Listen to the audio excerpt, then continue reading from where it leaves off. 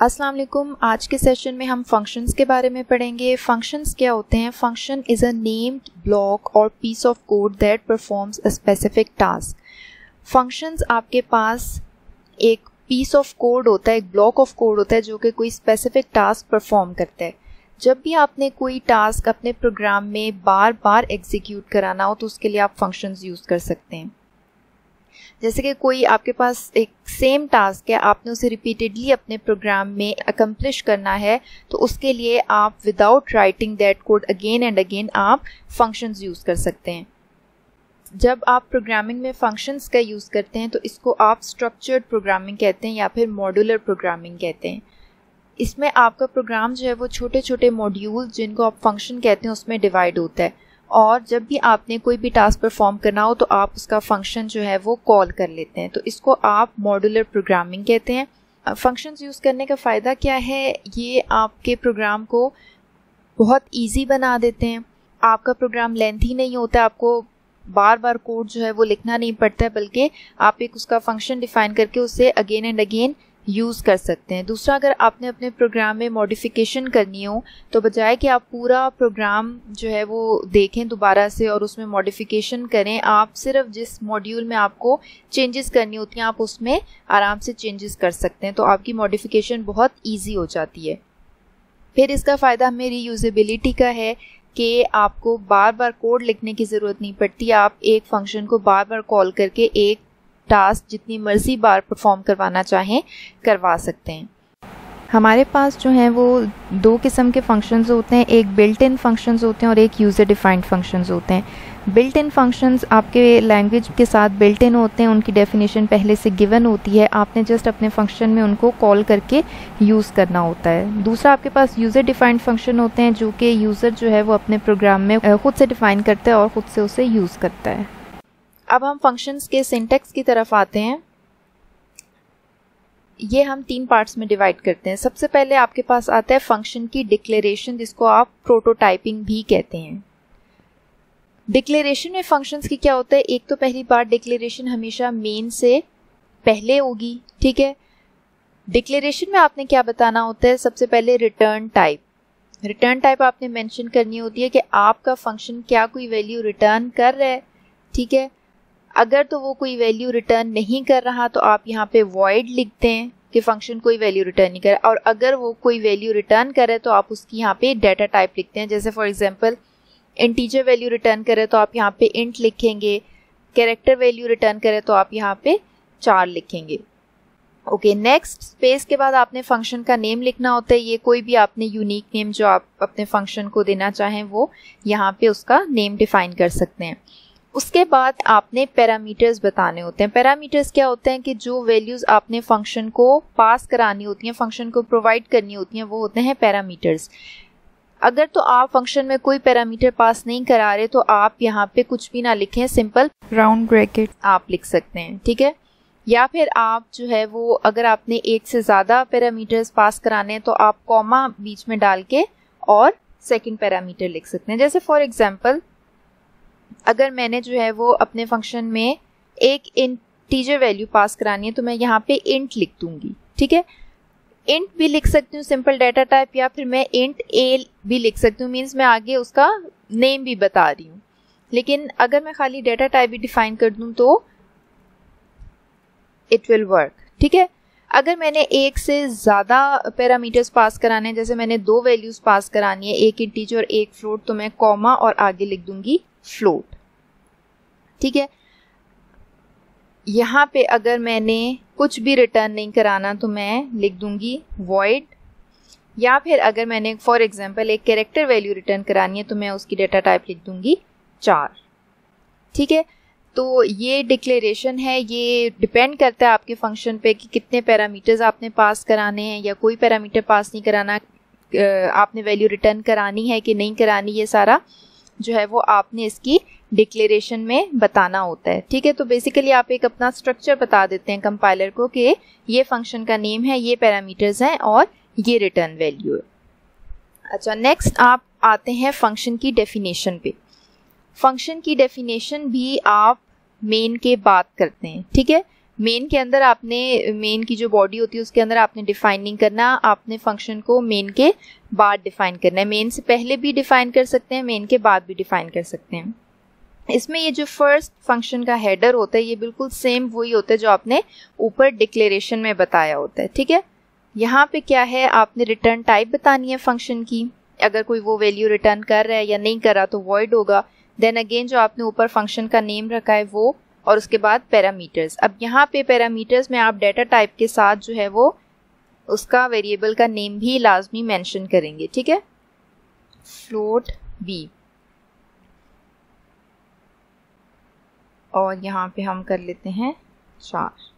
अब अगर ये जो फंक्शन है हमारा, इसकी डिक्लेरेशन ये वाली है तो इसकी डेफिनेशन में आप ऐसे स्टेटमेंट लिखेंगे, ठीक है। यहाँ पे आपने साथ में वेरिएबल्स का नेम भी मस्ट लिखना है।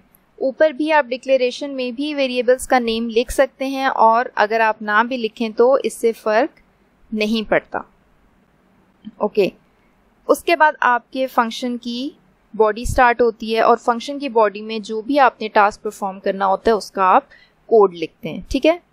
ये आपकी फंक्शन की डेफिनेशन होगी। अब जो थर्ड स्टेप है वो है फंक्शन कॉलिंग का।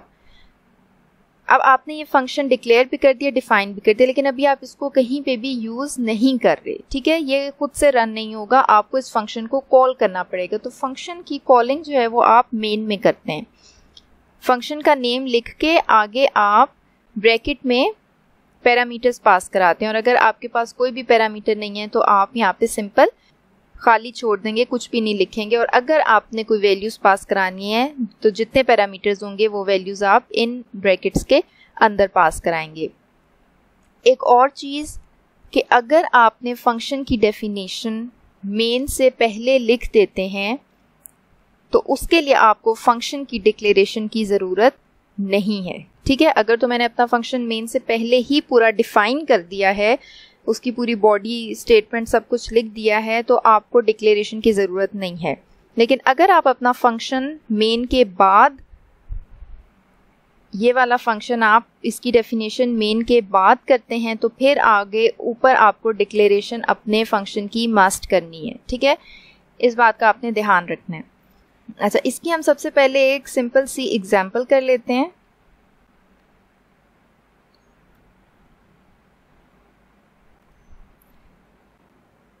मैं एक फंक्शन ले रही हूँ जिसमें सबसे पहले मैं उसकी डिक्लेरेशन कर रही हूँ, ठीक है। डिक्लेरेशन में अब सबसे पहले आपने रिटर्न टाइप करवानी है, तो मैं इस फंक्शन से कुछ रिटर्न नहीं करा रही, तो मैं लिखूँगी वॉइड। नेक्स्ट अब मैंने फंक्शन का नेम लिखना है, तो फंक्शन का नेम मैं ले रही हूँ शो। अब मैंने उसके राउंड ब्रैकेट्स में पैरामीटर्स डिफाइन करने, तो मैं इस फंक्शन में कोई भी पैरामीटर नहीं पास करा रही, तो मैं सिंपल राउंड ब्रैकेट्स को खाली छोड़ दूँगी। ये मेरे फंक्शन की हो गई है डिक्लेरेशन, ठीक है। उसकी रिटर्न टाइप, उसका नेम और पैरामीटर्स। अब मैं मेन के बाद इस फंक्शन को डिफाइन करूँगी कि ये फंक्शन कर क्या रहा है बेसिकली, ओके। सो यहाँ पे मैं सिंपल सी आउट करा देती हूँ हेलो वर्ल्ड,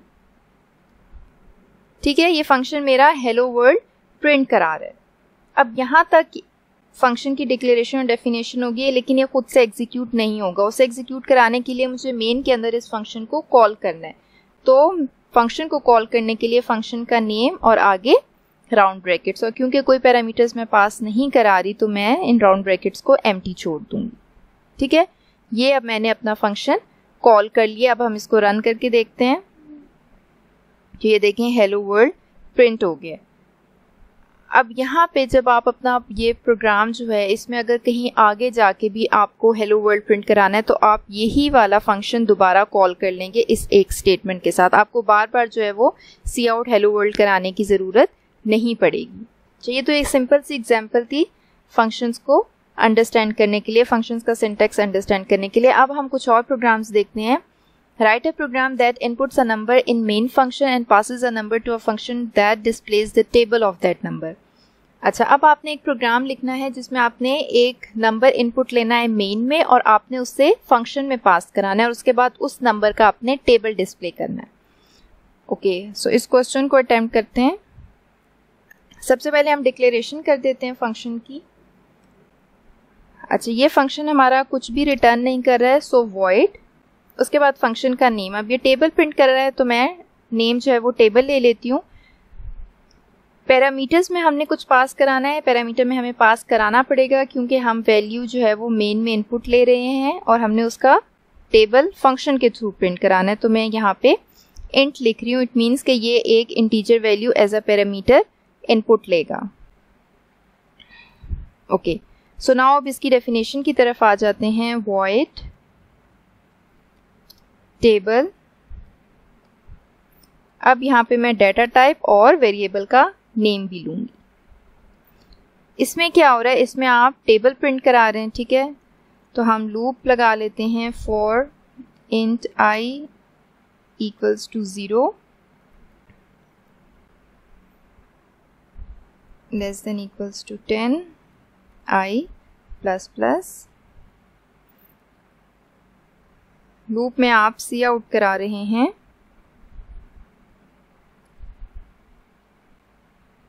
n इंटू आई।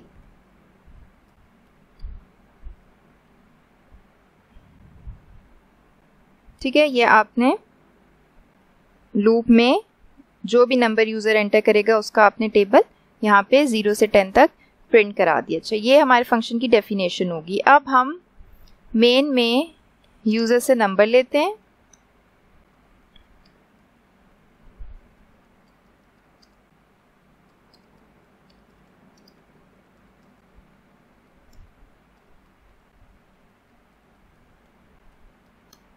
ठीक है, ये यूजर से हमने नंबर ले लिया। अब हमने इस टेबल वाले फंक्शन को कॉल करना है और उसमें एक पैरामीटर पास कराना है। तो हम कॉल कर लेंगे फंक्शन का नेम, आगे राउंड ब्रैकेट्स, और इसमें हम नाम को पास करवा देंगे।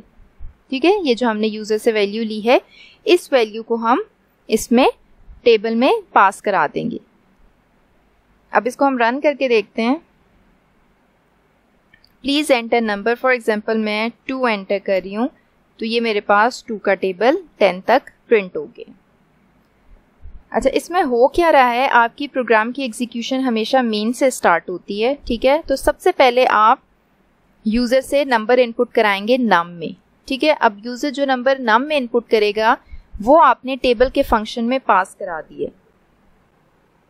अब फॉर एग्जाम्पल नम में वैल्यू 2 है तो ये वाली 2 की वैल्यू जब आप ये फंक्शन कॉल करेंगे यहाँ पे, ठीक है, तो ये जो 2 की नम में 2 की वैल्यू है ये कहाँ पे आ जाएगी, ये इस n में स्टोर हो जाएगी जाके।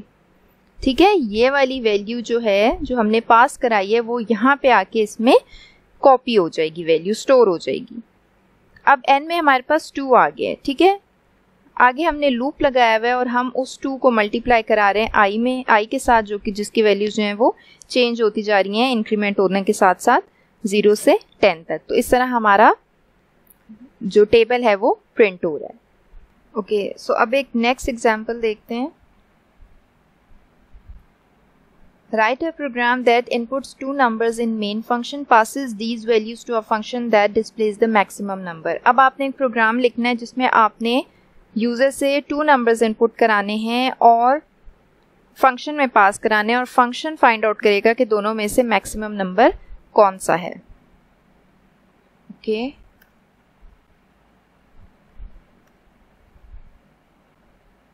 अच्छा, अब यहाँ पे हम जो है वो मेन से ऊपर ही फंक्शन को डिफाइन कर देते हैं तो इसके लिए हमें डिक्लेरेशन करने की ज़रूरत नहीं पड़ेगी।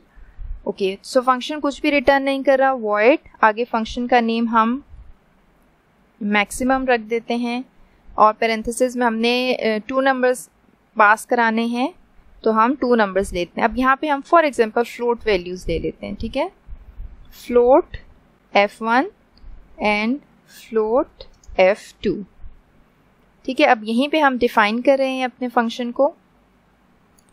अच्छा, इसमें क्या है, अगर f1 is greater then f2 तो हमने सी आउट करा देना है f1 is greater than f2। और एल्स में हमने प्रिंट करा देना है, इसी को कॉपी पेस्ट कर लेते हैं। एल्स में आपने प्रिंट कराना है F2 is greater than F1। Okay, so ये हमारे फंक्शन की डेफिनेशन होगी। है डिक्लेरेशन नहीं कराई क्योंकि हमने डेफिनेशन जो है वो मेन से पहले दे दी है, ठीक है। अच्छा, मेन में आए। मेन में आपने 2 नंबर्स इनपुट कराने हैं। पहले हम 2 फ्लोट वैल्यूज इनपुट करानी है। पहले हम 2 फ्लोट वेरिएबल्स ले लेते हैं, num1 एंड num2।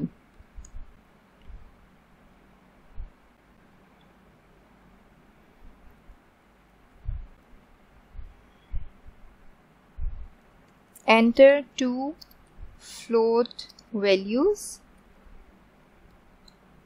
और आप सीन करा लें num1 एंड num2। अब आपने फंक्शन कॉल करना है मैक्सिमम और इसमें ये दोनों नंबर्स आपने पास करा देने and num2।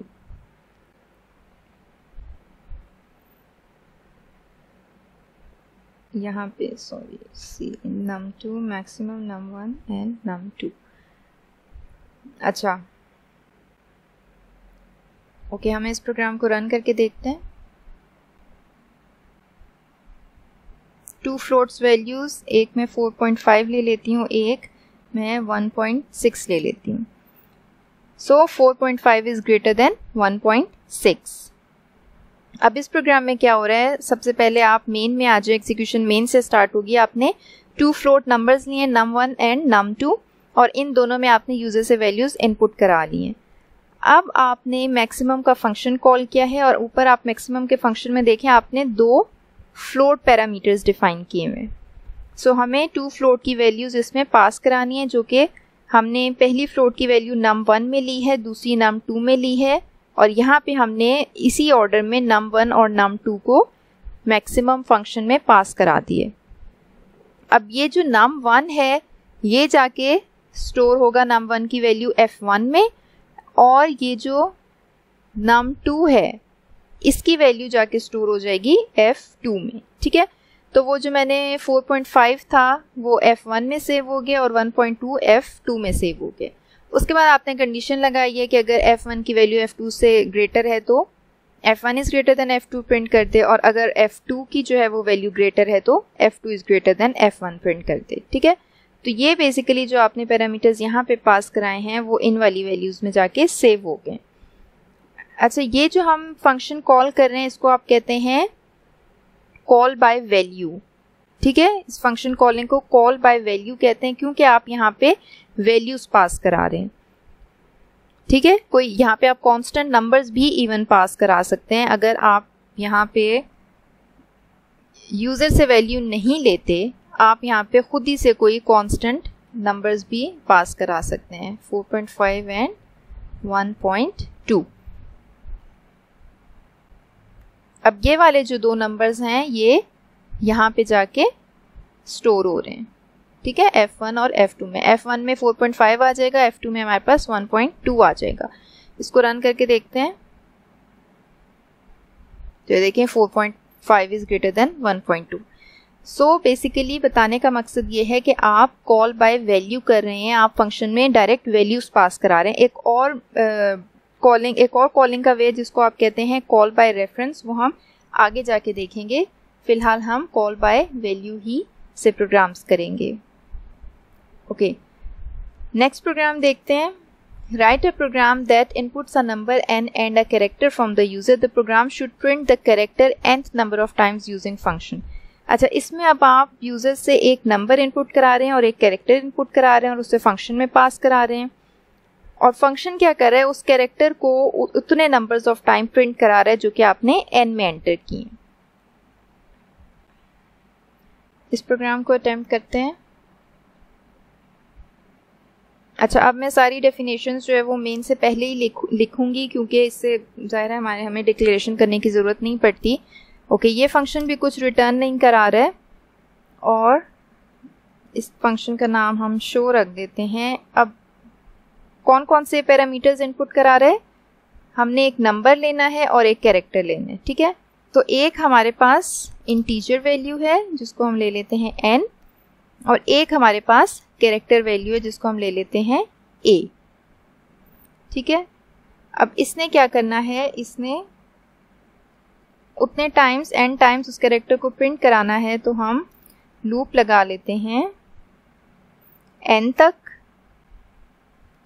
i is less than n, i plus plus, और इसमें हम सी आउट करा रहे हैं उस कैरेक्टर को। ठीक है, एंडल भी कर लेते हैं। ओके, ये हमारे फंक्शन की डेफिनेशन होगी। अब मेन में हमने एक इंटीजर वैल्यू लेनी है और एक कैरेक्टर वैल्यू लेनी है।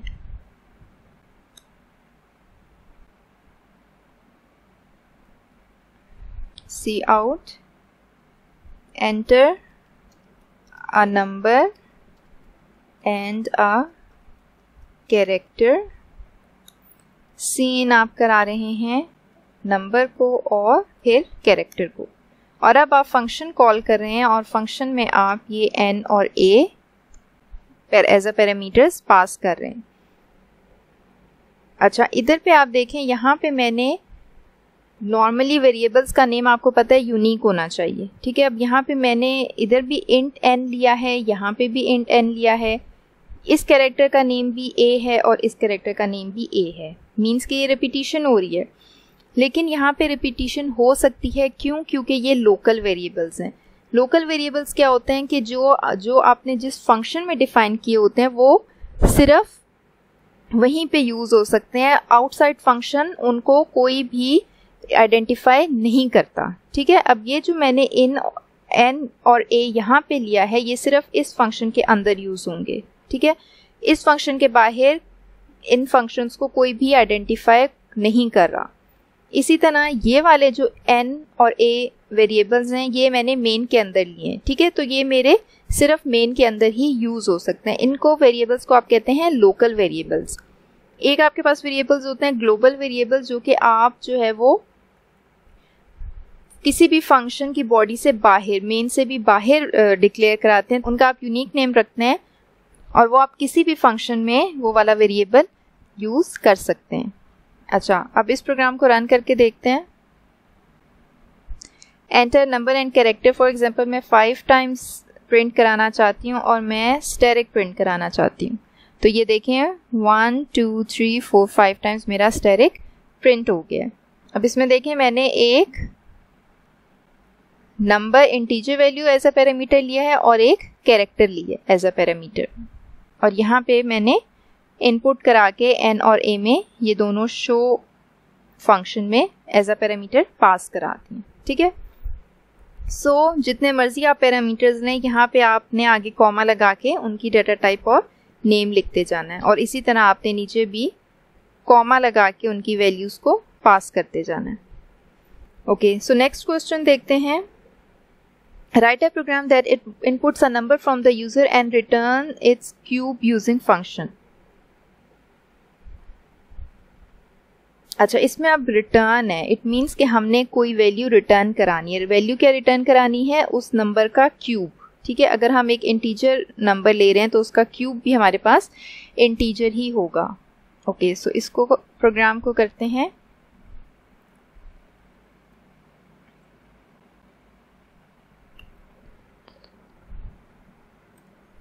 अब जब मैं फंक्शन को डिफाइन करूंगी तो मुझे पता है कि फंक्शन ने कोई इंटीजर वैल्यू रिटर्न करानी है। ठीक है, तो मैं यहाँ पे वॉइड नहीं लिखूंगी, मैं यहाँ पे इंट लिखूंगी। आगे फंक्शन का नेम हम रख देते हैं क्यूब। अब पैरामीटर में क्या हमने एक पैरामीटर भी पास कराना है n। ठीक है, और इसमें आप रिटर्न क्या करा रहे हैं? रिटर्न आप, बल्कि हम एक वेरिएबल ले लेते हैं a। ठीक है, और a में आप क्या करा रहे हैं? a में आप n का क्यूब सेव करा रहे हैं, मीन्स n। ठीक है, n को आपने 3 टाइम्स मल्टीप्लाई करा के a में सेव करा दिया। सो a में अब हमारे पास n का क्यूब सेव हो गया, और हम रिटर्न के कीवर्ड के साथ लिखेंगे a। अच्छा, और मेन में आप क्या कर रहे हैं? मेन में आप यूज़र से एक नंबर ले रहे हैं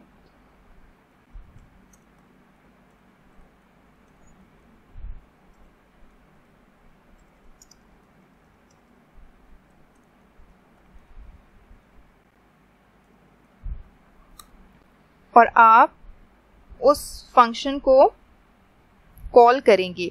अब आपने इस फंक्शन को कॉल करना है, लेकिन ये क्योंकि कोई वैल्यू रिटर्न भी करा रहा है तो हम एक और ऊपर नंबर ले लेते हैं x। अब हम x में वो फंक्शन कॉल कराएंगे क्यूब, और इसमें हम पास करा रहे हैं n। Next cout cube is x and n।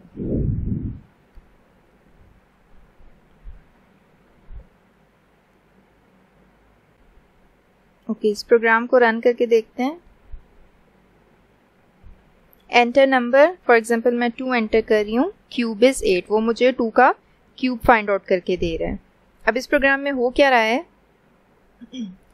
अब इनिशियली आपने फंक्शन को डिफाइन किया जिसमें आपको पता है उसकी डाटा जो रिटर्न टाइप है वो इंटीजर है, उसने एक इंटीजर वैल्यू रिटर्न भी करनी है और उसने एक integer value as a parameter भी लेनी है, ठीक है। और इसके अंदर आप क्या कर रहे हैं, एक वेरिएबल a लिया आपने, a में आपने n का क्यूब फाइंड आउट किया है और आप a की वैल्यू को रिटर्न कर रहे हैं।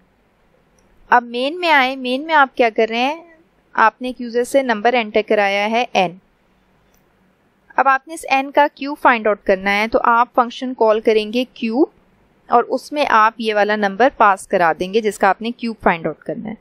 अब उस फंक्शन में देखें, उस फंक्शन से आप एक वैल्यू रिटर्न भी करा रहे हैं जो कि n का क्यूब है। सो वो वैल्यू जब रिटर्न होगी तो वो आपको कहीं पे सेव भी करानी है, ठीक है, या सेव करानी है या प्रिंट करानी है, ठीक है।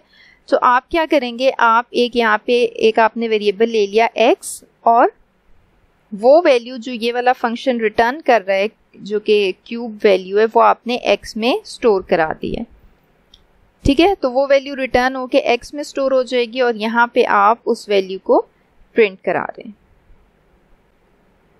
तो आपकी वैल्यू जो है वो क्यूब की प्रिंट हो जाएगी। नेक्स्ट क्वेश्चन देखते हैं, write a program that inputs marks of a student and find grade using function. अच्छा, अब इसमें आपने स्टूडेंट के मार्क्स इनपुट कराने हैं और ग्रेड फाइंड आउट करना है। वैसे आप इस फंक्शन में चाहें तो फंक्शन के अंदर ही ग्रेड प्रिंट करा सकते हैं, चाहे तो ग्रेड रिटर्न करा सकते हैं। तो हम क्या करते हैं, हम इसमें से ग्रेड रिटर्न करा देते हैं।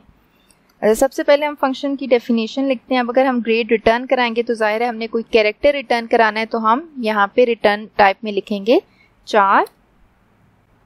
आगे हम फंक्शन का नेम लिख देते हैं ग्रेड और इसमें आपने क्योंकि मार्क्स इनपुट कराने हैं तो आप यहाँ पे एक इंटीजर मार्क्स लिख देंगे। अच्छा, इसके अंदर क्या हो रहा है, आप एक कैरेक्टर ले रहे हैं c, ठीक है। अब आप कंडीशन लगा रहे हैं if marks is greater than equals to 80, ठीक है, तो आपके कैरेक्टर में सेव हो जाए A grade. Else if marks greater than equals to 70, तो आपके कैरेक्टर में सेव हो जाए B grade. Else if marks greater than equals to 60, तो आपके कैरेक्टर में सेव हो जाए ग्रेड C। एल्स आपके ग्रेड में सेव हो जाए F। अच्छा, ओके, सो ये आपने सारी कंडीशंस डिफाइन कर दी हैं। अब आपने यहाँ पे कोई कैरेक्टर रिटर्न कराना है, ठीक है। तो एंड में आप लिखेंगे रिटर्न C, क्योंकि हम ये सारे कैरेक्टर्स जो हैं वो C वेरिएबल में सेव करा रहे हैं, तो यहाँ पे हमने ये जो है वो C को रिटर्न करा दिया। अच्छा, अब मेन में आपने यूजर से मार्क्स लेने हैं।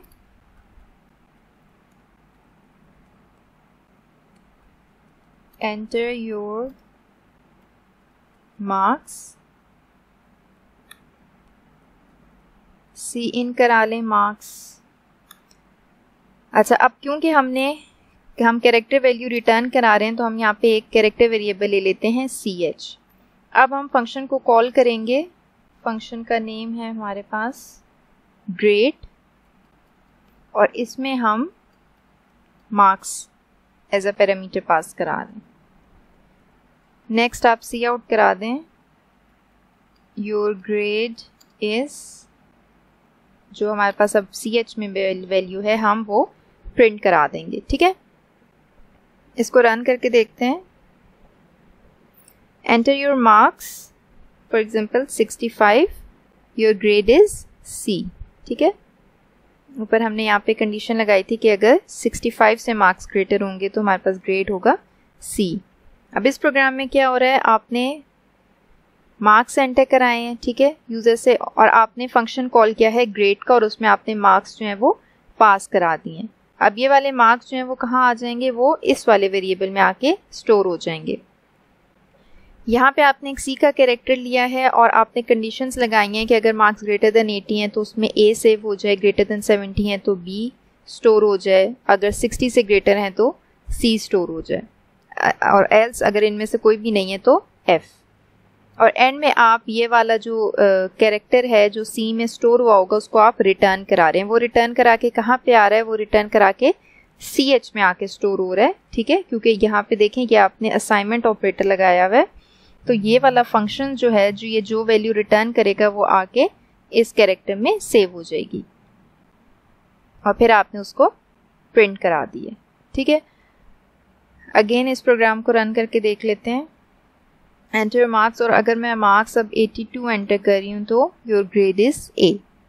इसके सेशन में आपने देखा कि फंक्शंस क्या होते हैं, आप फंक्शंस को क्यों यूज़ करते हैं, सिंटेक्स आपने देखा, फिर आपने देखा फंक्शन को डिक्लेयर कैसे करते हैं, उसको डिफाइन कैसे करते हैं, कॉल कैसे करते हैं, फिर आपने देखा फंक्शंस में आपने पैरामीटर्स पास कराने हो या वैल्यूज़ रिटर्न करानी हो तो वो आप कैसे कराते हैं, function calling pass by value हम कैसे करते हैं।